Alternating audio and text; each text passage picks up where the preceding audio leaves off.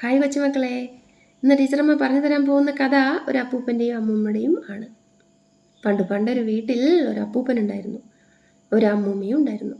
അവർക്കൊരു സുന്ദരിയായ മകളും ഉണ്ടായിരുന്നു. അവരുടെ വീട്ടിൽ നിറയെ നായകളും കോഴികളും പൂച്ചകളും ഒക്കെ ഉണ്ടായിരുന്നു. നല്ല സുന്ദരമായ വീട്, സുഖമായി അവർ താമസിച്ചു. പക്ഷേ അപ്പൂപ്പനുണ്ടല്ലോ ഭയങ്കര ശുണ്ടിക്കാരനാ.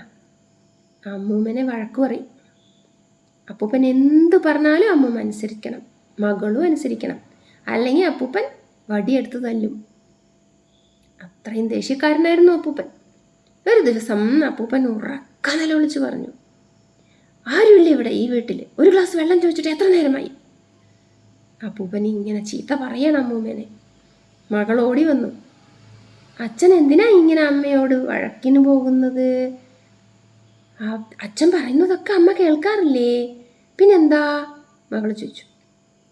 ഞാനേ കുറച്ച് നേരമായി അവളോട് ഒരു ഗ്ലാസ് വെള്ളം ചോദിച്ചിട്ട്. ഈ നേരം വരെ അവൾ എനിക്ക് ഒരു ഗ്ലാസ് വെള്ളം തന്നിട്ടില്ല. അതുകൊണ്ടാണ് ഞാൻ ഇങ്ങനെ ഉറക്ക വിളിച്ചു പോകുന്നത്. എനിക്കിങ്ങനെ ദേഷ്യം വന്നിട്ടേ അവളിപ്പോൾ എൻ്റെ മുന്നിൽ വന്നാൽ ഞാൻ ഈ വടി കൊണ്ട് അവളെ ഞാൻ തല്ലും. അപ്പൂപ്പൻ പിന്നെയും ദേഷ്യപ്പെട്ടു. പാവം അമ്മൂമ്മ അടുക്കളയിൽ നിന്നതൊക്കെ കേൾക്കുന്നുണ്ടായിരുന്നു. അമ്മൂമ്മ ഒരു ഗ്ലാസ് വെള്ളമായിട്ട് വന്നു. മോള് പറഞ്ഞു, എന്താ അമ്മ എത്ര നേരമായി അച്ഛൻ ഒരു ഗ്ലാസ് വെള്ളം ചോദിക്കുന്നു? എന്താ അമ്മയ്ക്ക് കൊടുത്താലേ? മോളെ, ഞാൻ അതൊക്കെ കേൾക്കുന്നുണ്ടായിരുന്നു. നിന്റെ അച്ഛനില്ലേ, നിന്റെ അച്ഛന് കേൾവി കുറവല്ലേ? കേൾവിയെ സഹായിക്കുന്ന ഒരു യന്ത്രമില്ലേ ചെവിയിൽ വെക്കുന്നത്, അതൊന്നും അച്ഛൻ വെച്ചിട്ടില്ല. അതിൻ്റെ കുഴപ്പമാ. ഞാൻ വിളി കേൾക്കുന്നുണ്ട്, പക്ഷെ നിന്റെ അച്ഛന് ചെവി കേൾക്കണ്ടേ? അമ്മൂമ്മ ഉറക്കച്ചിരിച്ചു.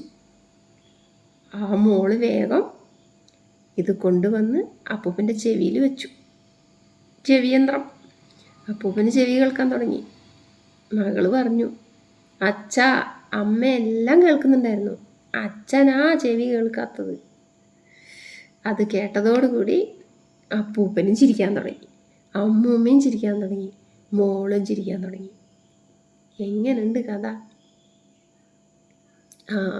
നമ്മളുടെ അടുത്തുള്ള കുഴപ്പങ്ങളല്ലേ, അത് മറ്റുള്ളവരുടെ തലക്കിടാൻ നോക്കുന്ന ആളുകളാണ് അധികവും ഇന്ന് കാലത്ത് എല്ലാവിടെയും കാണാൻ സാധിക്കുന്നത്.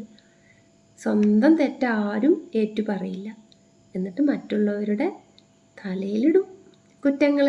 ഇവിടെയും അത് തന്നെയാണ് നടന്നത്. കൊച്ചു കൂട്ടുകാർക്ക് ഈ കഥയിൽ നിന്നും എന്താണ് മനസ്സിലായത്?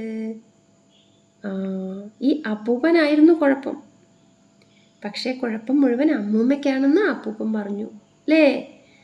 അതിൽ നിന്നും നമ്മൾ പഠിക്കേണ്ട പാഠമാണത്. എപ്പോഴും നമ്മുടെ കുറ്റങ്ങൾ നമ്മൾ തിരിച്ചറിയണം. കഥ ഇഷ്ടമായോ? ഇഷ്ടമായെങ്കിൽ അടുത്ത കഥയുമായി ഉടൻ വരുന്നതാണ് നിങ്ങളുടെ സ്വന്തം ടീച്ചറമ്മ.